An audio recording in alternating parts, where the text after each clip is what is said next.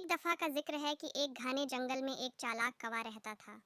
اس نے اپنے دن آسمان کی بلندیوں میں گزارے اور اس کی راتیں درختوں میں بسی ہوئی تھیں۔ گرمیوں کے ایک گرم دن سورج آسمان پر چمکتا ہوا چمک رہا تھا اور کوا اپنے آپ کو سخت پیاسا پایا۔ اس نے میلوں تک پانی کا ایک قطرہ نہیں دیکھا تھا اور اس کی چونچ سوکھی تھی۔ کوا پانی کی تلاش میں جنگل میں اڑ گیا، لیکن دریا سوکھ چکے تھے، نہریں غائب ہو چکی تھیں۔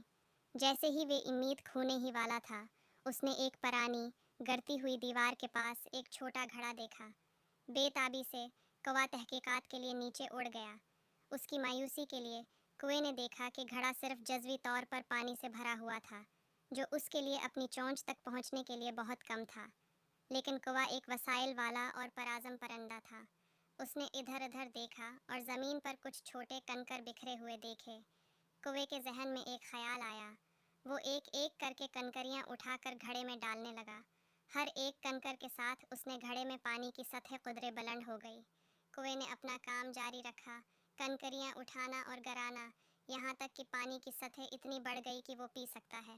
مطمئن ہو کر کوے نے اپنی پیاس بجھائی اور ایک فاتح کائے کو باہر جانے دیا۔ اس کی چالاک سوچ نے اسے پیاس سے بچا لیا تھا۔ اپنی پیاس بجھانے کے ساتھ کوا اپنی تیز سوچ اور وسائل پر فخر محسوس کرتے ہوئے اڑ گیا۔